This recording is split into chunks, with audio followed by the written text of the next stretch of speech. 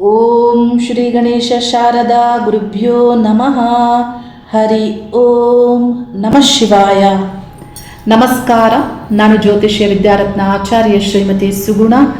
September ಮಾಸದ ಗ್ರಹಗಳ ಗೋಚಾರ ಸಂಚಾರ ಸ್ಥಿತಿ ಫಲಗಳನ್ನು 12 ರಾಶಿಗಳಿಗೆ ತಿಳಿಸ್ತಾ ಇದ್ದೀನಿ. ಅದಕ್ಕೂ ಮೊದಲು ಬೆಂಗಳೂರಿನ ವ್ಯಕ್ತಿಯೊಬ್ಬರು ಪರಿಹಾರಗಳ ಬಗ್ಗೆ ಸರಿಯಾದಂತಹ ಸ್ಪಷ್ಟತೆ ತಿಳುವಳಿಕೆಯನ್ನು ಜನರಿಗೆ ಕೊಡಬೇಕು ಅಂತ ಕೇಳಿಕೊಂಡಿದ್ರು. ಹಾಗಾಗಿ ನಾನು ತಿಳಿಸ್ತಾ ಇದ್ದೀನಿ.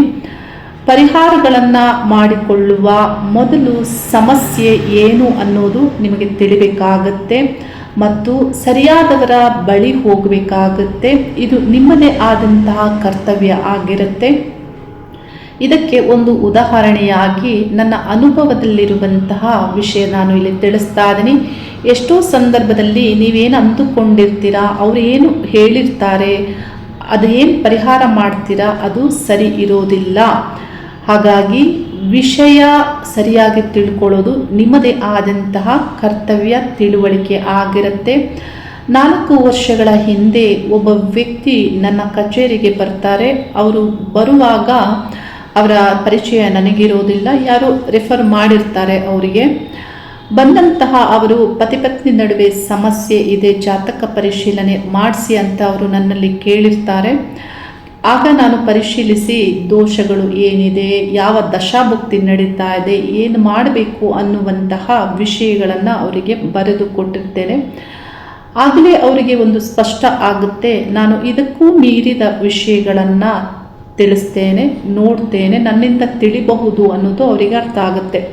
ಬೆಳಿಗ್ಗೆ 10 ಗಂಟೆಯಿಂದ 11 ಗಂಟೆ ಒಳಗಡೆ ಅವರು ಬಂದಿರ್ತಾರೆ. ಅವರೇನು ಮಾಡ್ತಾರೆ, ಮತ್ತೆ ಸಿಟಿಗೆ ಹೋಗಿ ಫಲಪುಷ್ಪ ತಾಂಬೂಲ ಸಹಿತವಾಗಿ ಅವರು ನನ್ನ ಕಚೇರಿಗೆ ಬರ್ತಾರೆ. ಬರುವಾಗ ಕನಕಾಂಬರ ಹೂವನ್ನು ಹೆಚ್ಚಾಗಿ ತಂದಿರ್ತಾರೆ. ಅವ್ರು ಏನು ತಿಳಿಸ್ತಾರೆ ಅಂದರೆ, ಅವರ ಸರೌಂಡಿಂಗ್ ನೆಗೆಟಿವ್ ಎನರ್ಜಿ, ಪ್ರೇತ ಪಿಶಾಚ ಆ ಸಂಬಂಧಪಟ್ಟಂತೆ ನನಗೇನೋ ಅನ್ನಿಸುತ್ತೆ, ನನ್ನ ಹಿಂದೆ ಅದು ಓಡಾಡುತ್ತೆ, ನನಗೆ ಭಯ ಆಗ್ತಾ ಇರುತ್ತೆ ಅಂತ ಹೇಳ್ತಾರೆ. ಇದು ಹೇಗೆ ತಿಳಿಯಿತು ನಿಮಗೆ ಅಂತ ಕೇಳಿದರೆ, ಅವ್ರು ಹೇಳ್ತಾರೆ, ಮಲಗುವಾಗ ರಾತ್ರಿಯಲ್ಲಿ ಕಿಟಕಿಯ ಒಂದು ಭಾಗದಲ್ಲಿ ಅಥವಾ ಹಗಲಿನ ಸಂದರ್ಭದಲ್ಲಿ ಹೆಚ್ಚು ಅವರಿಗೆ ಅವರು ತಿಳಿಸಿದಂತೆ ಕಾಣಿಸೋದಿಲ್ಲ. ರಾತ್ರಿ ಅವರು ತಿಳಿಸ್ತಾರೆ, ಕಪ್ಪು ಹೊಗೆಯ ಒಂದು ರೂಪದಲ್ಲಿ ಅಸ್ಪಷ್ಟವಾಗಿ ಕೆಲವು ಆಕಾರ ನನಗೆ ಕಾಣಿಸುತ್ತೆ ಅನ್ನೋದನ್ನು ತಿಳಿಸ್ತಾರೆ. ರಾತ್ರಿ ನಿದ್ರೆ ಬರಲ್ಲ, ಭಯ ಆಗುತ್ತೆ ಅನ್ನೋದನ್ನು ಅವರು ತಿಳಿಸ್ತಾರೆ. ನೋಡಿ, ಇವರು ಹೀಗೆ ಹೇಳುವಾಗ ನಾವೇನು ಅಂದುಕೊಳ್ಬೇಕು, ನಿಜವೇನು ಅಂತ ಅಂದುಕೊಳ್ಬೇಕು. ಆದರೆ ನಾನು ಪ್ರಾರ್ಥನೆಗೆ ಮುಂದಾಗ್ತೇನೆ. ನನ್ನ ದೇಹವನ್ನು, ಜೀವನವನ್ನು ಮತ್ತು ಮನಸ್ಸನ್ನು ಯಾರು ಉಪಚರಿಸ್ತಾರೆ, ಯಾವ ಶಕ್ತಿಗಳು ನಿಯಂತ್ರಿಸುತ್ತೆ, ಆ ಒಂದು ಶಕ್ತಿಗಳ ಪ್ರಾರ್ಥನೆಗೆ ನಾನು ಮುಂದಾಗ್ತೇನೆ.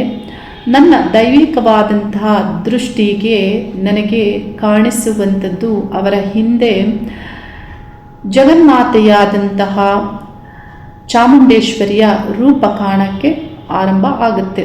ಆಗ ನಾನು ಕಣ್ಣನ್ನು ತೆರೆದು ಅವರಿಗೆ ನಾನು ತಿಳಿಸ್ತೇನೆ, ನಿಮಗೆ ಈ ಥರ ಅನ್ನಿಸ್ತಾ ಇದೆ ಅಂತ ತಿಳಿಸಿದರೆ, ಆದರೆ ನಿಮ್ಮ ಹಿಂದೆ ಬೇರೆಯದೇ ವಿಷಯ ಕಾಣಿಸ್ತಾ ಇದೆ, ನನಗೆ ಸ್ವಲ್ಪ ಮಟ್ಟಿಗೆ ಕೋಪನೂ ಬರುತ್ತೆ. ಇವರು ಹೇಳಿದ್ದಕ್ಕೂ ಇಲ್ಲಿ ಕಾಣುವುದಕ್ಕೂ ಏನು ಇಲ್ಲಿ ಬಹಳ ವ್ಯತ್ಯಾಸ ಇದೆಯಲ್ಲ ಅಂತ. ಆಗ ಅವರು ಕೆಲವು ಸೆಕೆಂಡ್ಸ್ ಯೋಚನೆ ಮಾಡಿ ಅವರು ಏನು ತಿಳಿಸ್ತಾರೆ ಅಂದರೆ, ಅವರ ಮನೆಯ ವಿಷಯವನ್ನು ತಿಳಿಸ್ಲಿಕ್ಕೆ ಮುಂದಾಗ್ತಾರೆ. ಅವರ ತಾಯಿ ಗ್ರೌಂಡ್ ಫ್ಲೋರಲ್ಲಿ ವಾಸ ಆಗಿರ್ತಾರೆ. ಅವರ ಜೀವನ ಬಹು ವರ್ಷಗಳಿಂದ ಹೇಗಿದೆ ಅಂತ ಹೇಳಿದರೆ, ಅವರು ಒಂದು ಹೊತ್ತು ದಿನದಲ್ಲಿ ಊಟ ಮಾಡ್ತಾರೆ, ಆಹಾರವನ್ನು ಅವರೇ ತಯಾರಿಸಿಕೊಳ್ತಾರೆ, ಇನ್ನೆಲ್ಲ ಕಾಲದಲ್ಲಿಯೂ ದೇವತಾ ಜಪದಲ್ಲಿ ಇರ್ತಾರೆ. ಅವರು ಒಂದು ಯಜ್ಞವನ್ನು ಮಾಡುವವರಂತೆ ಅವರು ಬದುಕ್ತಾ ಇರ್ತಾರೆ ಬಹಳ ವರ್ಷಗಳಿಂದ. ಇವರ ಅಪ್ಪನಿಗೂ ಮತ್ತು ಇವರ ತಾಯಿಗೂ ಬಹಳಷ್ಟು ಅಂತರವಿರುತ್ತೆ ಮತ್ತು ಸೊಸೆ ಮಗನ ಒಂದು ನಡುವೆಯೂ ಇಲ್ಲಿ ಇವರೊಂದಿಗೆ ಭಿನ್ನಾಭಿಪ್ರಾಯ ಇದ್ದ ಕಾರಣ ಇವರು ಫಸ್ಟ್ ಫ್ಲೋರಲ್ಲಿ ವಾಸ ಇರ್ತಾರೆ. ಅದಕ್ಕೆ ನಾನು ಅವ್ರಿಗೆ ಏನು ತಿಳಿಸ್ತೇನೆ ಅಂದರೆ, ಇದಕ್ಕೆ ಪರಿಹಾರ ನನ್ನಲ್ಲಿ ಇಲ್ಲ, ನೀವು ಪರಿಹಾರವನ್ನು ನಿಮ್ಮ ಮನೆಯಲ್ಲೇ ಮಾಡಿಕೊಳ್ಬೇಕು, ನಿಮ್ಮಿಂದಲೇ ಆಗಬೇಕು. ಅಂದರೆ ಹೇಗೆ ನೋಡಿ, ತಾಯಿಯನ್ನು ಗೌರವಿಸಿ ಅವರೇನು ಹೇಳ್ತಾರೆ ಅದನ್ನು ಕೇಳಿ ಅವರನ್ನು ಸಂತೋಷಕರವಾಗಿ ನೋಡಿಕೊಳ್ಳಿ ಮತ್ತು ಯಾವ ಎನರ್ಜಿ ಕ್ರಿಯೇಟ್ ಆಗಿದೆ ಅದರ ಪೂಜೆಯನ್ನು ಮಾಡಿ, ಮನೆ ದೇವರ ಪೂಜೆಯನ್ನು ಮಾಡಿ, ಆಚಾರ ವಿಚಾರಗಳನ್ನು ಸರಿಪಡಿಸಿಕೊಳ್ಳೋದ್ರಿಂದ ಇದಕ್ಕೆ ಇದೇ ಪರಿಹಾರ ನನ್ನಲ್ಲಿ ಇಲ್ಲ ಅನ್ನೋದನ್ನು ನಾನು ತಿಳಿಸ್ತೇನೆ. ಅವರು ಅವರ ತಾಯಿಯನ್ನು ಒಂದು 3 ವರ್ಷ ಆದ ನಂತರ ಮತ್ತೆ ನನ್ನ ಬಳಿ ಕರ್ಕೊಂಡು ಬರ್ತಾರೆ. ಆಗ ಅವರ ತಾಯಿಯನ್ನು ನಾನು ನೋಡುವಾಗ ಅವರು ಹೇಗಿರ್ತಾರೆ ಅಂದರೆ, ಈ ಜಡೆ ಏನಿರುತ್ತೆ, ಕೂದಲು ಅದೆಲ್ಲವೂ ಜಟೆಯ ಒಂದು ರೂಪದಲ್ಲಿ ಇರುತ್ತೆ. ಅಂದರೆ ಈ ಎಲ್ಲ ಕೂದಲು ಒಂದಾಗಿ ಇರುತ್ತೆ, ಅದನ್ನು ಬಿಡಿಸೋದಕ್ಕೆ ಆಗೋದಿಲ್ಲ. ಆ ಥರ ಉದ್ದವಾಗಿ ಇರುತ್ತೆ. ಆ ರೀತಿ ಅವರ ಕೂದಲಿರುತ್ತೆ. ಅಂದರೆ ನೀವು ಯೋಚಿಸಿ ಹೇಗೆ ಏನು ಇರಬಹುದು ಅನ್ನೋದನ್ನು ನೀವು ಇಲ್ಲಿ ಅರ್ಥ ಮಾಡ್ಕೊಳ್ಬೇಕಾಗುತ್ತೆ. ಈ ಒಂದು ಸಮಸ್ಯೆಗೆ ಪರಿಹಾರ ಅವರಿಂದಲೇ ಆಗಬೇಕಾಗುತ್ತೆ. ಅದನ್ನು ನಾವು ಪಾಲನೆ ಮಾಡಬೇಕು. ನಾವೆಷ್ಟೇ ಏನೇ ಹೇಳಿದರೂ ಅದು 1 ದಿನ 2 ದಿನ ಆಗ್ಬೋದು. ಆನಂತರ ಅವರೇ ಅದನ್ನು ದಿನನಿತ್ಯ ಪಾಲನೆಯನ್ನು ಮಾಡಬೇಕಾಗುತ್ತೆ. ಇಲ್ಲಿ ಯಾಕೆ ಇದನ್ನು ನಾನು ತಿಳಿಸ್ತಾ ಇದ್ದೀನಿ ಅಂದರೆ, ಆ ವ್ಯಕ್ತಿ ಅಂದುಕೊಂಡದ್ದು ಬೇರೆ, ಅಲ್ಲಿರುವುದು ವಿಷಯಗಳೇ ಬೇರೆ. ಬೆಂಗಳೂರಿನ ಮೂಲದ ವ್ಯಕ್ತಿ, ಅವರ ಮಗನಿಗೆ ಸಮಸ್ಯೆ ಆಗುತ್ತೆ. 10ನೇ ತರಗತಿಯಲ್ಲಿ ಒಳ್ಳೆ ಅಂಕ ಪಡೀತಾರೆ. ಅವರು ಪ್ರಥಮ PUCಗೆ ಸೈನ್ಸ್ ಸಬ್ಜೆಕ್ಟನ್ನು ತೆಗೆದುಕೊಂಡು ನಾರಾಯಣ ಕಾಲೇಜ್ಗೆ ಜಾಯ್ನ್ ಆಗ್ತಾರೆ. ಕೆಲವು ತಿಂಗಳುಗಳ ಕಾಲ ಕಾಲೇಜ್ ಹೋಗ್ತಾರೆ. ಆ ನಂತರ ಕಾಲೇಜ್ ಹೋಗೋಕ್ಕೆ ಇಷ್ಟ ಇಲ್ಲ ಅಂತ ಅವರು ಹೇಳ್ತಾರೆ. ಅವರ ಮಗ ಭಯ ಆತಂಕಕ್ಕೆ ಒಳಗಾದಂತೆ ಏನಿರಬಹುದು ಅಂತ ಇವರ ಈ ಹುಡುಗನ ತಂದೆ ಅವ್ರು ಏನು ಮಾಡ್ತಾರೆ, ಜಯನಗರದ ಜ್ಯೋತಿಷಿ ಒಬ್ಬರ ಬಳಿ ಹೋಗ್ತಾರೆ. ಆ ಜ್ಯೋತಿಷಿಯು ಸಾಯಿಬಾಬಾ ಹೆಸರಿನಲ್ಲಿ ಅವರ ಒಂದು ಕೇಂದ್ರದ ಹೆಸರಿಟ್ಟುಕೊಂಡು ಅವರು ನಡೆಸ್ತಾ ಇರ್ತಾರೆ. ಅವರು ಮತ್ತಷ್ಟು ಭಯಗೊಳಿಸ್ತಾರೆ ಇವರಿಗೆ. ನಿಮ್ಮ ಮಗನಿಗೆ ಏನೋ ಆಗಿದೆ, ನೆಗೆಟಿವ್ ಎನರ್ಜಿ, ಪ್ರೇತ, ಪಿಶಾಚ ಈ ರೀತಿ ಎಲ್ಲ ಹೇಳಿ ಇದನ್ನು ಸರಿಪಡಿಸ್ಬೇಕು ಅಂದರೆ ಕೇರಳದ ಒಂದು ದೇವಸ್ಥಾನದಲ್ಲಿ ಪ್ರಾಣಿ ಬಲಿಯನ್ನು ಕೊಡಬೇಕು, ಇಷ್ಟು ಹಣ ಆಗುತ್ತೆ ಅಂತ ಇವರಿಗೆ ಭಯಪಡಿಸಿ ಮತ್ತಷ್ಟು ಕೆಲವು ಆಮಿಷಗಳನ್ನು ಒಡ್ಡಿ ಈ ವ್ಯಕ್ತಿ ಹಣ ಕೊಡುವಂತೆ ಅವರು ಹಣವನ್ನು ತೆಗೆದುಕೊಳ್ತಾರೆ. ಎಷ್ಟು ಹಣ ಅಂದರೆ 4 ಲಕ್ಷ ರೂಪಾಯಿನ ಅವರು ತೆಗೆದುಕೊಳ್ತಾರೆ. ಆದರೆ ಆನಂತರ ಕೊಡುವಂಥದ್ದು ಒಂದು ಯಂತ್ರ ಮಾತ್ರ ಆಗಿರುತ್ತೆ, ಆದರೆ ಸಮಸ್ಯೆ ಸರಿ ಹೋಗೋದಿಲ್ಲ. ನೋಡಿ, ಯಾಕೆ ಇದನ್ನು ಹೇಳ್ತಾ ಇದ್ದೀನಿ ಅಂದರೆ, ನೀವು ಸರಿಯಾದವರ ಬಳಿ ಹೋಗುವುದು ಬಹಳ ಮುಖ್ಯ. ಪಾಪಿಗಳ ಬಳಿ ಹೋದರೆ ಪಾಪವೇ ಸಿಗುತ್ತೆ, ವಂಚಕರ ಬಳಿ ಹೋದರೆ ನಿಮಗೆ ವಂಚನೆಯೇ ಆಗುತ್ತೆ, ಹಣಭಕ್ಷಕರ ಬಳಿ ಹೋದರೆ ನಿಮ್ಮ ಹಣವೂ ಹೋಗುತ್ತೆ, ದೈವಿಕವಾದಂತಹ ವ್ಯಕ್ತಿಗಳ ಬಳಿ ಹೋದರೆ ನಿಮಗೆ ಅದುವೇ ಸಿಗುತ್ತೆ. ಇಲ್ಲಿ ಯಾಕೆ ಇದನ್ನು ಅರ್ಥ ಮಾಡ್ಕೋಬೇಕಂದ್ರೆ, ನೋಡಿ, ಒಂದು ಲೆಟರ್ ಒಂದು ಸ್ಥಳಕ್ಕೆ ಹೋಗಬೇಕು, ಒಂದು ಇನ್ಫಾರ್ಮೇಷನ್ ಒಂದು ಸ್ಥಳಕ್ಕೆ ಹೋಗಬೇಕಂದ್ರೆ ಪೋಸ್ಟ್ ಮ್ಯಾನ್ ಸರಿ ಇರಬೇಕಾಗುತ್ತೆ, ವಿಳಾಸ ಸರಿ ಇರಬೇಕಾಗುತ್ತೆ, ಮತ್ತು ವಿಷಯಗಳು ಸರಿ ಇರಬೇಕಾಗುತ್ತೆ. ಸಮಸ್ಯೆಗಳು ಬಗೆಹರಿಬೇಕು ಅಂದರೆ ನೀವು ರಾಂಗ್ ಪರ್ಸನ್ ಹತ್ರ ಹೋದರೆ ಎಲ್ಲಿ ಆ ಲೆಟರ್ ಹೋಗುತ್ತೆ, ಪೋಸ್ಟ್ ಮ್ಯಾನ್ ಸರಿ ಇಲ್ಲ ಅಂದರೆ, ಮತ್ತು ವಿಷಯಗಳೇ ಅಲ್ಲಿ ಯಾವ ಸಮಸ್ಯೆ ಅಂತಾನೆ ನೀವು ಸರಿಯಾಗಿ ಹಾಕಿಲ್ಲ ಅಂದರೆ ಅದು ದೇವತೆಯನ್ನು ಹೇಗೆ ರೀಚ್ ಆಗುತ್ತೆ, ಮತ್ತು ವಿಳಾಸ ರಾಂಗ್ ಇದ್ದರೆ ಅದೆಲ್ಲಿ ಹೋಗುತ್ತೆ, ಹೋಗಲ್ಲ, ಏನು ಸಮಸ್ಯೆಗಳು ಬಗೆಹರಿಯೋದಿಲ್ಲ. ಸರಿಯಾದವರ ಬಳಿ ಹೋಗುವುದು ಬಹಳ ಮುಖ್ಯವೇ ಆಗಿದೆ. ನಮ್ಮ ಆಗಮ ಶಾಸ್ತ್ರ ಪುರಾಣಗಳಲ್ಲಿ ಬಹಳಷ್ಟು ವಿಷಯಗಳನ್ನು ಪರಿಹಾರಗಳನ್ನು ತಿಳಿಸಲಾಗಿದೆ. ಯಾವ ಥರ ಪರಿಹಾರಗಳನ್ನು ಮಾಡಿಕೊಳ್ಬೇಕು, ರಕ್ಷಾ ಹೋಮಗಳನ್ನು ತಿಳಿಸ್ತಾರೆ. ಹೋಮಗಳಿಗೆ ಎಷ್ಟು ಹಣ ಆಗುತ್ತೆ ಅಂದರೆ, ನೀವೊಂದು 3-4 ಹೋಮಗಳನ್ನಾದರೂ ಮಾಡಿಸಿದ್ರೂ ಅದಕ್ಕೆ 50,000 to 60,000 ಆಗಬಹುದು. ಒಂದು 4-5 ಆಗಮ ವಿದ್ವಾಂಸರು ಬಂದರೂ ಅಷ್ಟೇ ಆಗುತ್ತೆ ಹಣ. ದೇವತಾ ಶಕ್ತಿಗಳ ಮೂಲಕ ಹೋಮ ಯಜ್ಞಗಳನ್ನು ಸಂಕಲ್ಪಗಳನ್ನು ಮಾಡಿಕೊಂಡು ನಿಮ್ಮ ಸಮಸ್ಯೆಗಳನ್ನು ಪರಿಹರಿಸಿಕೊಳ್ಬಹುದು. ಆದರೆ ಈ ಪ್ರಾಣಿಯನ್ನು ಬಲಿ ಕೊಡುವುದರಿಂದ ಮತ್ತಷ್ಟು ನಿಮಗೆ ದೋಷ ಅಂಟುತ್ತೆ. ಪ್ರಕೃತಿಯಲ್ಲಿ ಆ ಪಾಪಕರ್ಮದ ಒಂದು ದೋಷ ಮತ್ತೆ ಅಂಟುತ್ತೆ ನಿಮಗೆ. ಅದರಿಂದ ಏನಾಗುತ್ತೆ, ಮತ್ತೆ ನೆಗೆಟಿವಿಟಿಯೇ ನಿಮಗೆ ಹೆಚ್ಚು ಕ್ರಿಯೇಟ್ ಆಗುತ್ತೆ, ಯಾವ ಸಮಸ್ಯೆಯೂ ಬಗೆಹರಿಯುವುದಿಲ್ಲ. ಹಾಗಾಗಿ ನೀವು ಸರಿಯಾದಂತಹ ವ್ಯಕ್ತಿಗಳ ಬಳಿ ಹೋಗಬೇಕಾಗತ್ತೆ. ಇದಕ್ಕೇನು ಒಂದು 50,000 to 60,000 ನೀವು ಒಂದಷ್ಟು ರಕ್ಷಾ ಹೋಮಗಳನ್ನು ಮಾಡಿದರೂ ಅಷ್ಟೇ ಆಗೋದು, 4 ಲಕ್ಷ ಎಲ್ಲ ಆಗೋದಿಲ್ಲ.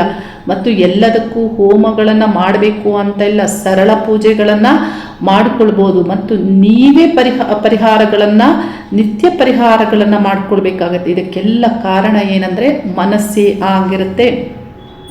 ಈ ಹುಡುಗನ ಮನಸ್ಸು ಯಾಕೆ ಹೀಗಾಯಿತು ಅಂದರೆ ನೋಡಿ, ಈ ಹುಡುಗನ ಜಾತಕವನ್ನು ನಾನು ಪರಿಶೀಲಿಸಿದಾಗ ಆ ಹುಡುಗನ ಜಾತಕದ ಪ್ರಕಾರ ಅವರಿಗೆ ಕನ್ಯಾ ಲಗ್ನ ಆಗಿರುತ್ತೆ. ಕನ್ಯಾ ಲಗ್ನದಿಂದ ತೃತೀಯ ಸ್ಥಾನದಲ್ಲಿ ಚಂದ್ರಗ್ರಹ ಮತ್ತು ಶನಿಗ್ರಹ ಇದ್ದು 3 ಡಿಗ್ರಿಯ ಒಳಗಡೆ ಇದ್ದು ಇವರಿಗೆ ಚಂದ್ರ ದಶೆ ಆರಂಭ ಕಳೆದ ವರ್ಷದಲ್ಲೇ ಆಗಿರುತ್ತೆ. ನೋಡಿ, ಚಂದ್ರ ಮತ್ತು ಶನಿ ಯಾವಾಗ ಈ 2 ಶತ್ರುಗ್ರಹಗಳು ಮನೋಕಾರಕ ಚಂದ್ರನಿಗೆ ಶನಿಯ ಸಂಬಂಧ ಬರಬಾರದು, ಬಂದರೆ ಏನಾಗುತ್ತೆ, ಅಂಥವರ ಜೀವನದಲ್ಲಿ ಏನಾದರೂ ಸಮಸ್ಯೆಗಳಿರುತ್ತೆ. ಮನಸ್ಸಿನ ಬಗ್ಗೆಯೇ ಅಲ್ಲ, ಶನಿಯ ಕಾರಕತ್ವಗಳಲ್ಲಿ ಬರುವಂತಹ ಮೂರ್ಛಾರೋಗ, ಪೋಲಿಯೋ ಆಗ್ಬೋದು, ಮತ್ತು ಪಿಡ್ಸ್ ಆಗ್ಬೋದು, ಈ ಮಾನಸಿಕ ಅಸಮತೋಲನಗಳಾಗ್ಬೋದು, ನಾನಾ ರೀತಿಯ ಸಮಸ್ಯೆಗಳು ಬರುತ್ತೆ. ಇದರಿಂದ ಜೀವಕ್ಕೇನಾದರೂ ತೊಂದರೆಗಳಾಗುವಂಥದ್ದನ್ನು ಕೆಲವರು ಮಾಡಿಕೊಳ್ತಾರೆ. ಈ ಚಂದ್ರ ಮತ್ತು ಶನಿ ಗ್ರಹಗಳು ಒಟ್ಟಿಗೆ, ಅದರಲ್ಲೂ ಬಹಳ ನಿಯರೆಸ್ಟ್ ಡಿಗ್ರಿಯಲ್ಲಿ ಇರಲೇಬಾರದು. ಈ ಒಂದು ಚಂದ್ರದಶೆ ಆರಂಭದಲ್ಲಿ ಶನಿಯ ಎಫೆಕ್ಟ್ ಆಗಿದೆ. ಶನಿಗ್ರಹ ವಕ್ರವಾಗಿ ಇದ್ದು ಅವರ ವಕ್ರ ಸ್ಥಿತಿಯಿಂದ ಚಂದ್ರನನ್ನು ಪೀಡಿಸೋದ್ರಿಂದ ಇಲ್ಲಿ ಈ ಶನಿಯ ಎಫೆಕ್ಟ್ ಹೆಚ್ಚಾಗಿದೆ. ಮತ್ತು ಅಷ್ಟಮ ದೋಷದ ಪ್ರಭಾವ, ಅಷ್ಟಮ ದೋಷ ಅಂದರೆ ಗೋಚಾರದಲ್ಲಿ ಸಿಂಹರಾಶಿಯವರಿಗೆ ಅಷ್ಟಮ ಶನಿ ಸಂಚಾರ ಆಗೋದ್ರಿಂದ ಬುದ್ಧಿ, ಮನಸ್ಸು ಎಲ್ಲವೂ ಕೆಡುತ್ತೆ. ಹಾಗಾಗಿ ನಾನಾ ರೀತಿಯ ವಿಘ್ನಗಳು ಉಂಟಾಗುತ್ತೆ, ಅಡೆತಡೆಗಳು ಆಗೇ ಆಗುತ್ತೆ. ಇದನ್ನು ಇವರು ಇಷ್ಟೆಲ್ಲ ಆದ ಮೇಲೆ ತಿಳಿದುಕೊಳ್ಳುವ ಮೊದಲು ಈ ಒಂದು ಹುಡುಗನ ಜಾತಕದ ಪರಿಶೀಲನೆಯನ್ನು ಮೊದಲೇ ಮಾಡಿದರೆ ಈ ಸಮಸ್ಯೆಗಳನ್ನೆಲ್ಲ ಉತ್ತಮ ಜ್ಯೋತಿಷಿಗಳು ಮೊದಲೇ ಬರೆದು ಕೊಟ್ಟಿರ್ತಾ ಇದ್ರು. ನೋಡಿ, ಈ ಚಂದ್ರ ದಶೆಯಲ್ಲಿ ಚಂದ್ರಭುಕ್ತಿ ನವೆಂಬರ್ 2026ಗೆ ಎಂಡ್ ಆಗುತ್ತೆ. ಆನಂತರ ಬೇರೆಯದೇ ಫಲ ಸಿಗೋದಾಗಿರುತ್ತೆ. ಹಾಗಾಗಿ ಸರಿಯಾದವರ ಬಳಿ ಸರಿಯಾದದ್ದನ್ನು ತಿಳಿದುಕೊಳ್ಳೋದು ಬಹಳ ಮುಖ್ಯವಾಗಿರುತ್ತೆ. ಇಂಥವರ ಬಗ್ಗೆ ನೀವೇನು ಮಾಡಬೇಕು ಅಂತ ಹೇಳಿದರೆ, ಈ ರೀತಿ ವಂಚನೆ ಮಾಡುವವರ ಬಗ್ಗೆ ಸಮಾಜದಲ್ಲಿ ಎಲ್ಲಿರ್ತಾರೆ ಆ ಏರಿಯಾದಲ್ಲಿ ನೀವು ಪೊಲೀಸ್ ಕಂಪ್ಲೇಂಟ್ ಕೊಡಬೇಕಾಗತ್ತೆ. ಏನು ನಿಮ್ಮ ಒಂದು ದಾಖಲಾತಿಗಳಿರುತ್ತೆ ಅದರ ಪ್ರಕಾರ ನಿಮ್ಮ ಹಣವನ್ನು ವಾಪಸ್ ತೆಗೆದುಕೊಳ್ಬೇಕಾಗುತ್ತೆ. ಆ ಏರಿಯಾದಲ್ಲಿ ಯಾರು ಸಾಮಾಜಿಕವಾಗಿ ಹೋರಾಟಗಾರರು ಇರ್ತಾರೆ ಅವರ ಗಮನಕ್ಕೆ ತರಬೇಕಾಗುತ್ತೆ. ಮತ್ತು ಆ ಒಂದು ಏರಿಯಾದಲ್ಲಿ ಯಾರು ರಾಜಕೀಯವಾಗಿ ಗುರುತಿಸಿಕೊಂಡಿರ್ತಾರೆ ಅವರ ಗಮನಕ್ಕೂ ತರಬೇಕಾಗುತ್ತೆ. ಇಷ್ಟೆಲ್ಲ ಮಾಡಬೇಕಂದ್ರೆ ನಿಮಗೆ ನೀವು ಸರಿಯಾದ ಪ್ರೊಟೆಕ್ಷನನ್ನು ಮಾಡ್ಕೋಬೇಕು. ಅವರು ಭಯ ಪಡಿಸ್ತಾರೆ ಹಾಗೆ ಹೀಗೆ ಅಂತ, ಭಯ ಪಡ್ಕೊಳ್ಬೇಡಿ. ನಿಮ್ಮ ರಕ್ಷೆಯನ್ನು ನೀವು ಮಾಡಿಕೊಂಡು ನಿಮ್ಮ ಹಣವನ್ನು ವಾಪಸ್ ತಗೊಳ್ಳಿ. ಇಲ್ಲವಾದಲ್ಲಿ ಏನಾಗುತ್ತೆ ಅಂದರೆ ಇವರು ಮತ್ತೆ ಈ ಸಮಾಜದಲ್ಲಿ ಮತ್ತೆ ಬೇರೆ ಬೇರೆ ಜನರಿಗೆ ವಂಚಿಸ್ತಾರೆ, ಇವರು ಹೆಚ್ಚಾಗ್ತಾರೆ. ಅದನ್ನು ಅಲ್ಲಿಗೆ ನಿಲ್ಲಿಸಬೇಕಾಗತ್ತೆ. ಇದನ್ನು ಸರಿಯಾಗಿ ತಿಳಿದುಕೊಳ್ಳಿ. ಇನ್ನು ಈ ಒಂದು ಸೆಪ್ಟೆಂಬರ್ ಮಾಸದಲ್ಲಿ ಗ್ರಹಗಳ ಸಂಚಾರ ಯಾವ ರೀತಿ ಇದೆ ಅಂದರೆ, ಸೂರ್ಯಗ್ರಹ, ಮುಖ್ಯವಾಗಿ ಸೂರ್ಯಗ್ರಹ ಸಿಂಹ ರಾಶಿ ಮತ್ತು ಕನ್ಯಾ ರಾಶಿಯಲ್ಲಿ ಸಂಚಾರ ಮಾಡಲಿದ್ದು, ಗ್ರಹಗಳಲ್ಲಿಯೇ ಸೂರ್ಯಗ್ರಹ ಮುಖ್ಯ ಗ್ರಹ. ಬುಧ ಗ್ರಹ ಸಿಂಹರಾಶಿಯಲ್ಲಿ 7ನೇ ದಿನಾಂಕದವರೆಗೆ ಸಂಚರಿಸ್ತಾರೆ. ಆನಂತರ 26ನೇ ದಿನಾಂಕದವರೆಗೆ ಕನ್ಯಾ ರಾಶಿಯಲ್ಲಿ ಸಂಚರಿಸ್ತಾರೆ. ಆನಂತರ ತುಲಾ ರಾಶಿಯಲ್ಲಿ ಸಂಚರಿಸ್ತಾರೆ. ಈ ಒಂದು ಮಾಸದಲ್ಲಿ 3 ರಾಶಿಯಲ್ಲಿ ಬುಧ ಗ್ರಹದ ಸಂಚಾರ ಆಗಲಿದೆ. ಶುಕ್ರ ಗ್ರಹ ತುಲಾ ರಾಶಿಯಲ್ಲಿ ಸಂಚಾರ, ಕುಜಗ್ರಹ 18ನೇ ದಿನಾಂಕದವರೆಗೆ ಮಿಥುನ ರಾಶಿಯಲ್ಲಿ ಸಂಚಾರ. ಆನಂತರ ಕಟಕ ರಾಶಿ ಕುಜನ ನೀಚ ಸ್ಥಾನವಾದಂತಹ ನೀಚಾವಸ್ಥೆಯಲ್ಲಿ ಸಂಚಾರ. ಅಲ್ಲಿ ಗುರುಗ್ರಹ ಉಚ್ಚ ರಾಶಿಯಲ್ಲಿ ಉಚ್ಚ ಗುರುವಾಗಿ ಸಂಚಾರ ಕಟಕ ರಾಶಿಯಲ್ಲಿ ಆಗಲಿದ್ದು, ಕುಜ ಮತ್ತು ಗುರುಗ್ರಹದ ಕಂಜಂಕ್ಷನ್ ಕಟಕ ರಾಶಿಯಲ್ಲಿ ವಿಶಿಷ್ಟವಾದಂತಹ ಅಪರೂಪದ ಒಂದು ಸಂಯೋಗ ಆಗಲಿದೆ. ಶನಿಗ್ರಹ ವಕ್ರ ಸಂಚಾರ ಮೀನರಾಶಿಯಲ್ಲಿ ಆಗಲಿದ್ದು, ಕುಂಭ ರಾಶಿಯಲ್ಲಿ ರಾಹುಗ್ರಹ, ಕೇತುಗ್ರಹ ಸಿಂಹ ರಾಶಿಯಲ್ಲಿ ಸಂಚಾರ ಮಾಡಲಿದ್ದು, ಈ ಗ್ರಹಗಳ ಸಂಚಾರ ಹೀಗಿದೆ. 12 ರಾಶಿಗಳಿಗೆ ಫಲಗಳನ್ನು ತಿಳಿಸ್ತಾ ಇದ್ದೇನೆ. ಪರಿಹಾರದ ವಿಷಯವಾಗಿ ಭಾನುವಾರದಂದು ವಾರದಲ್ಲಿ ಬರುವಂತಹ ನಾನು ಅಪ್ಲೋಡ್ ಮಾಡುವಂತಹ ವಾರದ ವಿಜಯ ವಿಡಿಯೋವನ್ನು ಎಲ್ಲರೂ ನೋಡಿ ಅದರಲ್ಲಿರುವಂತಹ ವಿಷಯಗಳನ್ನು ಸರಿಯಾಗಿ ಅರ್ಥ ಮಾಡಿಕೊಳ್ಳಿ. ಏಕೆಂದರೆ ಪರಿಹಾರದಲ್ಲಿ ಬಹಳ ಒಂದು ಎಫೆಕ್ಟಿವ್ ಆಗಿ ಪರಿಹಾರವಾಗಿ ನಿಮಗೆ ನಿಮ್ಮ ದಿನನಿತ್ಯದ ಕೆಲಸ ಕಾರ್ಯಗಳಿಗೆ ಸಪೋರ್ಟಿವ್ ಆಗಿ ಆ ನಕ್ಷತ್ರ ಫಲವನ್ನು ನೀಡುತ್ತೆ. ಆ ಒಂದು ವಿಡಿಯೋವನ್ನು ಪ್ರತಿಯೊಬ್ಬರು ನೋಡಿ ಅನ್ನೋದನ್ನು ನಾನು ತಿಳಿಸ್ತಾ ಇದ್ದೀನಿ. ಮೇಷರಾಶಿಯವರಿಗೆ ಸೆಪ್ಟೆಂಬರ್ ಮಾಸದಲ್ಲಿ ರಾಶ್ಯಾಧಿಪತಿಯಾದಂತಹ ಕುಜಗ್ರಹ ತೃತೀಯ ಸ್ಥಾನ ಮಿಥುನ ರಾಶಿಯಲ್ಲಿ 18ನೇ ದಿನಾಂಕದವರೆಗೆ ಸಂಚಾರ ಮಾಡಲಿದ್ದು, ನಿಮ್ಮ ಪ್ರಯತ್ನಗಳಲ್ಲಿ ಸರಿಯಾದಂತಹ ಮಾರ್ಗದರ್ಶನ ಸಿಗುವಂತೆ ಪ್ರಯತ್ನಗಳಿಗೆ ತಕ್ಕಂತೆ ಕುಜಗ್ರಹದ ಪ್ರಭಾವ ಫಲವನ್ನು ನೀಡೋದಾಗಿರುತ್ತೆ. ಕುಜಗ್ರಹ 18ನೇ ದಿನಾಂಕದ ನಂತರದಲ್ಲಿ ಕಟಕ ರಾಶಿಯಲ್ಲಿ ಸಂಚಾರ ಮಾಡೋದ್ರಿಂದ, ಕಟಕ ರಾಶಿಯನ್ನು ಪ್ರವೇಶ ಮಾಡೋದ್ರಿಂದ ಆ ಸ್ಥಾನದಲ್ಲಿ ವಿಶಿಷ್ಟವಾದಂತಹ ಅಪರೂಪವಾದಂತಹ ಗುರುಗ್ರಹ ಮತ್ತು ಕುಜಗ್ರಹದ ಸಂಯೋಗ ಆಗಲಿದೆ. ಕಟಕ ರಾಶಿ ಕುಜಗ್ರಹಕ್ಕೆ ನೀಚ ರಾಶಿಯು ಆಗಿರೋದ್ರಿಂದ ಆ ಸ್ಥಾನದಲ್ಲಿ ಕುಜನ ಎನರ್ಜಿ ಸಾಮಾನ್ಯವಾಗಿ ಕುಗ್ಗುತ್ತೆ. ಯಾಕೆಂದ್ರೆ ಕುಜಗ್ರಹ ಶಕ್ತಿಯ ಗ್ರಹ, ಅಗ್ನಿಯ ಗ್ರಹ ಮತ್ತು ಆಕ್ರಮಣ ಮಾಡಿಕೊಳ್ಳುವಂತಹ ಪ್ರಭಾವದ ಗ್ರಹ. ಈ ಗ್ರಹ ಕಟಕ ರಾಶಿಯಲ್ಲಿ ನೀಚ ಆಗೋದ್ರಿಂದ ಇಲ್ಲಿ ದುರ್ಬಲಗೊಳ್ಳೋದು ಮತ್ತು ಶಕ್ತಿ ಕುಗ್ಗೋದ್ರಿಂದ ಇಲ್ಲಿ ಕೆಟ್ಟ ಫಲಗಳು ದೊರೆಯೋದಿರುತ್ತೆ. ಆದರೆ ವಿಶಿಷ್ಟವಾದಂತಹ ಸಂಯೋಗ ಗುರುಗ್ರಹ ಉಚ್ಚ ಸಂಚಾರ ಕಟಕ ರಾಶಿಯಲ್ಲಿ ಆಗ್ತಾ ಇರೋದ್ರಿಂದ 12 ವರ್ಷಗಳಿಗೊಮ್ಮೆ ಈ ವಿಶಿಷ್ಟವಾದಂತಹ ಸಂಯೋಗ ಕಟಕ ರಾಶಿಯಲ್ಲಿ ಆಗುತ್ತೆ. ಈ ಅಪರೂಪದ ಸಂಯೋಗದಿಂದ ಏನಾಗುತ್ತೆ, ಇಲ್ಲಿ ಕುಜನ ನೀಚ ಫಲಗಳು ಅಂದ್ರೆ ಏನು ಕುಗ್ಗುತ್ತೆ, ಏನು ನಿಮ್ಮ ಒಂದು ಬಲಹೀನತೆ ಆಗ್ಬೋದು, ನಿಮ್ಮ ಒಂದು ಹಿಂಜರಿಕೆ ಆಗ್ಬೋದು. ಕಟಕ ರಾಶಿಯು ಸೂಕ್ಷ್ಮ ರಾಶಿ, ಭಾವನಾತ್ಮಕವಾದಂತಹ ರಾಶಿಯು ಆಗಿರೋದ್ರಿಂದ ಭಾವನೆಗಳಿಗೆ ಸಿಲುಕಿಕೊಳ್ಳುವಂಥದ್ದು, ನಿರ್ಧಾರಗಳಲ್ಲಿ ಏನು ಹಿಂಜರಿಕೆ ಆಗ್ತಾ ಇರುತ್ತೆ ಅಂತ ವಿಷಯಗಳು ನಶಿಸಿ ನಿಮಗೆ ಯಶಸ್ಸು ದೊರೆಯುವುದು ಆಗಿರುತ್ತೆ. ಏಕೆಂದ್ರೆ ಇಲ್ಲಿ ಗುರುವಿನ ಪ್ರಭಾವವು ಸಂಯೋಗವು ಕುಜಗ್ರಹಕ್ಕೆ ಆಗ್ತಾ ಇರೋದ್ರಿಂದ ಯಾವ ಒಳ್ಳೆ ಫಲಗಳು ನಿಮಗೆ ದೊರೆಯುತ್ತೆ ಅಂದ್ರೆ, ಕುಜಗ್ರಹ ಚತುರ್ಥ ಸ್ಥಾನದಲ್ಲಿ ಸಂಚರಿಸುವಾಗ ನಿಮ್ಮ ಮಾನಸಿಕವಾದಂತಹ ಭಾವನೆಗಳಿಗೆ ಸಿಲುಕುವಂತೆ ಮತ್ತು ನಿಮ್ಮಲ್ಲಿ ಏನಾದರೂ ಹಿಂಜರಿಕೆಗಳಾಗುವಂತೆ ಇಲ್ಲಿ ಪ್ರಭಾವ ಆಗುತ್ತೆ. ಆದರೆ ಇಲ್ಲಿ ನೀಚ ಭಂಗ ಆಗೋದ್ರಿಂದ ಈ ಭಾವನೆಗಳಿಂದ ಹೊರಬರುವಂತೆ ಮತ್ತು ನಿಮಗೆ ಹಿರಿಯರ ಅಥವಾ ಉತ್ತಮರ ಮಾರ್ಗದರ್ಶನವು ನಿಮಗೆ ಸರಿಯಾಗಿ ಸಿಗುವಂತೆ ಗುರುಗ್ರಹದ ಕಂಜಂಕ್ಷನ್ ಆಗಿರೋದ್ರಿಂದ ಇಲ್ಲಿ ಒಳ್ಳೆ ವಿಷಯಗಳನ್ನ ನೀವು ಅಳವಡಿಸಿಕೊಳ್ಳೋದ್ರಿಂದ ಒಳ್ಳೆಯದೇ ಆಗತ್ತೆ. ಧರ್ಮ ಕಾರ್ಯಗಳಲ್ಲಿ ಮುಂದುವರಿಯುವಂತೆ, ಶುಭ ಕಾರ್ಯಗಳ ಬಗ್ಗೆ ಆಲೋಚನೆ ಆಗುವಂತೆ ಅಥವಾ ಆ ವಿಷಯಗಳಲ್ಲಿ ಏನಾದರೂ ಮುಂದುವರಿಯುವಂತೆ, ವಧುವರರ ವೀಕ್ಷಣೆ ಆಗ್ಬೋದು. ಮನೆಯಲ್ಲಿ ವಿವಾಹ ಸಂಬಂಧಿತ ಪಟ್ಟಂತಹ ವಿಷಯಗಳನ್ನು ಆಲೋಚಿಸುವುದಾಗ್ಬೋದು.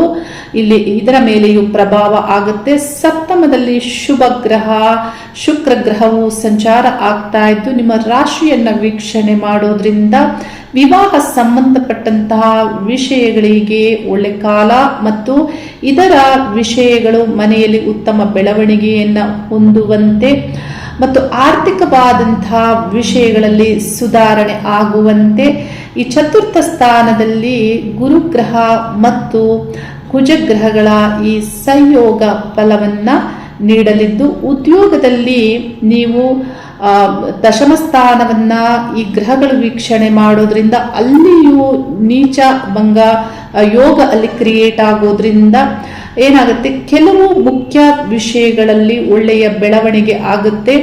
ಮನೆಯ ವಿಷಯ ಆಗಬಹುದು, ಆಸ್ತಿ ಭೂಮಿ ವಾಹನದ ಸಂಬಂಧಪಟ್ಟಂತಹ ವಿಷಯಗಳಲ್ಲಿ ಉತ್ತಮ ಬೆಳವಣಿಗೆ ಆಗುವಂತೆ ಇಲ್ಲಿ ಈ ಗ್ರಹಗಳ ಪ್ರಭಾವವು ಆಗಲಿದೆ. ಉದ್ಯೋಗ ಸಂಬಂಧಪಟ್ಟಂತೆ ಖಾಸಗಿ ಕಂಪನಿಯಲ್ಲಿ ಕೆಲಸ ಮಾಡುವವರಾಗಬಹುದು, ಗೌರ್ಮೆಂಟ್ ಉದ್ಯೋಗಸ್ಥರಾಗಬಹುದು, ಕೆಲವು ವಿಷಯಗಳು ಸ್ಟ್ರಗಲ್ ಮಾಡುವಂತೆ ಇದ್ದೇ ಇರುತ್ತೆ. ಯಾಕೆಂದ್ರೆ ನಿಮ್ಮ ದಶಮ ಸ್ಥಾನಾಧಿಪತಿ ಶನಿಗ್ರಹ ಲಾಭಸ್ಥಾನಾಧಿಪತಿ ಶನಿಗ್ರಹ ವಕ್ರ ಸಂಚಾರ 12ನೇ ವ್ಯಯಸ್ಥಾನದಲ್ಲಿ ಆಗ್ತಾ ಇರೋದ್ರಿಂದ, ಆದರೂ ಇಲ್ಲಿ ಯಾವುದೇ ಒಂದು ವಿಷಯಗಳಲ್ಲಿ ಆದರೂ ಗುರುವಿನ ಒಂದು ಪ್ರಭಾವ, ಕುಜ ಪ್ರಭಾವ ನೀಚಭಂಗ ಆಗುವುದರಿಂದ ಒಳ್ಳೆಯದರಲ್ಲಿ ಯಶಸ್ಸನ್ನು ಕಂಡುಕೊಳ್ಳುವುದಕ್ಕೆ ಈ ಗ್ರಹಗಳು ಪ್ರಭಾವವನ್ನು ಮಾಡ್ತಾರೆ. ಗೌರ್ಮೆಂಟ್ ಉದ್ಯೋಗಸ್ಥರಿಗೆ ಹೆಚ್ಚಿನ ಸಮಸ್ಯೆಗಳು ಇಲ್ಲ. ಸೂರ್ಯಗ್ರಹ ಪಂಚಮ ಮತ್ತು ಷಷ್ಠ ಸ್ಥಾನದಲ್ಲಿ ಸಂಚಾರ ಮಾಡೋದ್ರಿಂದ ಸೇವಾ ವೃತ್ತಿಯನ್ನ ಮಾಡುವವರಿಗೂ ಹೆಚ್ಚಿನ ಸಮಸ್ಯೆಗಳಿಲ್ಲ. ಬುಧ ಗ್ರಹ ಸೇವಾ ಸ್ಥಾನದಲ್ಲಿ ಬಹುದಿನಗಳು ಅಲ್ಲಿ ಸಂಚಾರ ಮಾಡೋದ್ರಿಂದ ಒಳ್ಳೆ ಫಲಗಳೇ ದೊರೆಯುತ್ತೆ. ಇನ್ನು ಸ್ವಂತ ವ್ಯಾಪಾರ ವ್ಯವಹಾರವನ್ನ ಮಾಡುವಂತಹ ಪಾರ್ಟ್ನರ್ಶಿಪ್ ಬಿಸ್ನೆಸ್ ಅಲ್ಲಿ ಇರುವಂತಹ ವ್ಯಕ್ತಿಗಳಿಗೆ ಈ ಮಾಸದಲ್ಲಿ ಒಳ್ಳೆಯದೇ ಆಗುತ್ತೆ. ಏಕೆಂದ್ರೆ ಶುಕ್ರ ಗ್ರಹ ಸಪ್ತಮದಲ್ಲಿ ಸಂಚಾರ ನಿಮ್ಮ ರಾಶಿಯನ್ನ ವೀಕ್ಷಣೆ ಮಾಡೋದ್ರಿಂದ ಮುಖ್ಯವಾಗಿ ಶುಕ್ರನ ಸಂಬಂಧಪಟ್ಟಂತ ಕಲೆ ಆಗಬಹುದು, ವಸ್ತ್ರ ವಿನ್ಯಾಸ ಡಿಸೈನಿಂಗ್ ಫೀಲ್ಡ್ ಅಲ್ಲಿ ಯಾರೆಲ್ಲ ಇರ್ತೀರಾ, ಬ್ಯೂಟಿ ಸಂಬಂಧಪಟ್ಟಂತಹ ಫೀಲ್ಡ್ ಅಲ್ಲಿ ಯಾರು ಇರ್ತೀರಾ ಅಂತವರಿಗೆ ಹೆಚ್ಚು ಬೆಳವಣಿಗೆ ಆಗುತ್ತೆ, ಲಾಭದ ಫಲವನ್ನ ಪಡೆದುಕೊಳ್ತೀರಾ ಮೇಷರಾಶಿಯವರು. ಇನ್ನು ಧನಾಭಿವೃದ್ಧಿಯ ಸಂಬಂಧಪಟ್ಟಂತೆ ಧನಸ್ಥಾನಾಧಿಪತಿಯು ಶುಕ್ರ ಆಗಿ ರಾಶಿಯನ್ನ ವೀಕ್ಷಣೆ ಮಾಡೋದ್ರಿಂದ ಧನಾಭಿವೃದ್ಧಿ ಆಗುತ್ತೆ. ಕುಜ ಮತ್ತು ಗುರುಗ್ರಹಗಳ ಪ್ರಭಾವದಿಂದಲೂ ಆರ್ಥಿಕವಾದಂತಹ ಸುಧಾರಣೆ ಆಗುತ್ತೆ. ನಿಮ್ಮ ವ್ಯಕ್ತಿತ್ವದಲ್ಲಿ ನೀವು ಒಂದು ಆಕರ್ಷಣೆಯಿಂದ ಯಾವುದಾದರೂ ವಿಷಯಗಳಲ್ಲಿ ಒಂದು ಬೋಲ್ಡ್ ಆಗಿ ಮಾತಾಡುವಂತೆಯೂ ಇಲ್ಲಿ ಶುಕ್ರ ಪ್ರಭಾವ ಆಗುತ್ತೆ. ಅಂದ್ರೆ ಯಾವುದೇ ಒಂದು ವಿಷಯಗಳಲ್ಲಿ ನಿಮ್ಮನ್ನ ನೀವು ಇಲ್ಲಿ ಸರಿಯಾಗಿ ನಡೆಸಿಕೊಂಡಾಗ ಮಾತ್ರ ನಿಮಗೆ ಪರಿಹಾರ ಆಗ್ಬಹುದು ಮತ್ತು ಕೆಲಸ ಕಾರ್ಯಗಳಲ್ಲಿ ಬೆಳವಣಿಗೆ ಆಗ್ಬಹುದು ಸಿಗುತ್ತೆ. ಶುಕ್ರ ವೀಕ್ಷಣೆ ಮಾಡೋದ್ರಿಂದ ಚಾರ್ಮಿಂಗ್ ಗ್ರಹ ಶುಕ್ರ ಗ್ರಹ ಆಗಿರೋದ್ರಿಂದ ಒಳ್ಳೆ ಫಲಗಳು ದೊರೆಯುತ್ತೆ. ಇನ್ನು ವಿದ್ಯಾರ್ಥಿಗಳಿಗೆ ವಿದ್ಯೆ ಸಂಬಂಧಪಟ್ಟಂತೆ ಹೆಚ್ಚಿನ ಸಮಸ್ಯೆಗಳಿಲ್ಲ. ಪಂಚಮ ಸ್ಥಾನದಲ್ಲಿ ಸೂರ್ಯಗ್ರಹ ಸಂಚಾರ ಆಗ್ತಾ ಇರೋದ್ರಿಂದ ಕೆಲವು ಸ್ಟ್ರಗಲ್ ಮಾಡಬೇಕಾಗುತ್ತೆ. ಇನ್ನು ದೂರ ಪ್ರಯಾಣ ಸಂಬಂಧಪಟ್ಟಂತೆಯೂ ನೀವೇನಾದರೂ ಹೊರ ಸ್ಥಳಗಳಿಗೆ ಹೋಗಬೇಕು ಅಥವಾ ವಿದ್ಯಾಭ್ಯಾಸಕ್ಕೆ ಹೋಗಬೇಕು ಅನ್ನುವಂತಹ ವ್ಯಕ್ತಿಗಳಿಗೂ ಇಲ್ಲಿ ಗುರುವಿನ ಪ್ರಭಾವದಿಂದ ಒಳ್ಳೆ ಫಲಗಳೇ ದೊರೆಯುತ್ತೆ. ಹೈಯರ್ ಎಜುಕೇಶನ್ ಸಂಬಂಧಪಟ್ಟಂತೆಯೂ ಒಳ್ಳೆ ಯೋಚನೆಗಳು, ಒಳ್ಳೆ ಗುರಿಗಳು ನಿಮ್ಮಲ್ಲಿ ನಿರ್ಮಾಣ ಆಗುವಂತೆ, ಒಳ್ಳೆಯದೇ ಆಗುವಂತೆ ಇಲ್ಲಿ ಈ ಗ್ರಹಗಳ ಪ್ರಭಾವವು ಆಗ್ತಾ ಇದ್ದು, ಇನ್ನು ಧನಾಭಿವೃದ್ಧಿಯ ಸಂಬಂಧಪಟ್ಟಂತೆ ಒಳ್ಳೆಯದಾಗತ್ತೆ. ಆದರೆ ನೀವೇನಾದರೂ ಸಾಲವನ್ನ ತೆಗೆದುಕೊಳ್ಬೇಕು ಅಂತ ಯೋಚನೆ ಇದ್ರೆ, ಲೋನ್ ತೆಗೆದುಕೊಳ್ಬೇಕು, ಯಾರ ಹತ್ರನೂ ಸಾಲ ಕೇಳಿದಿರಾ ಅಂದ್ರೆ ಈ ಒಂದು ಮಾಸದಲ್ಲಿ ಸಿಗುವ ಸಾಧ್ಯತೆ ಇರುತ್ತೆ. ಏಕೆಂದ್ರೆ ಷಷ್ಠ ಸ್ಥಾನದಲ್ಲಿ ಬುಧ ಗ್ರಹ ಸಂಚಾರ ಆಗ್ತಾ ಇರೋದ್ರಿಂದ ಸಾಲ ದೊರೆಯೋದಿರುತ್ತೆ ಮತ್ತು ಅದರಿಂದ ನೀವೇನಾದರೂ ನಿಮ್ಮ ಸಮಸ್ಯೆಗಳನ್ನ ಬಗೆಹರಿಸ್ಕೊಳ್ಬೇಕು ಅಥವಾ ನೀವೇನಾದರೂ ಹೊಸದಾಗಿ ಆರಂಭಿಸಬೇಕು ಅಂದ್ರೆ ಇದಕ್ಕೆ ಅನುಕೂಲ ಆಗುತ್ತೆ.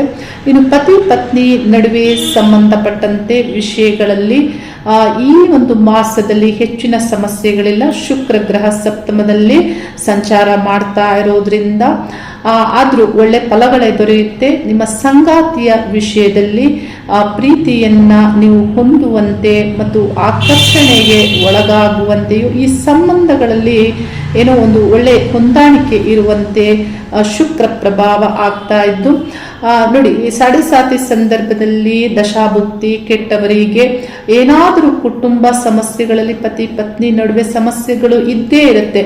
ಆದ್ರೆ ಈ ಗ್ರಹಗಳು ಯಾವಾಗ ಶುಭ ಸಂಚಾರವನ್ನ ಮಾಡ್ತಾರೆ ಆಗ ಏನಾಗುತ್ತೆ ಅಂದ್ರೆ ವಿಷಯಗಳನ್ನ ನೀವು ಅರ್ಥ ಮಾಡ್ಕೊಳ್ತೀರಾ, ಒಳ್ಳೆ ವಿಷಯಗಳನ್ನ ಅಳವಡಿಸಿಕೊಳ್ತೀರಾ.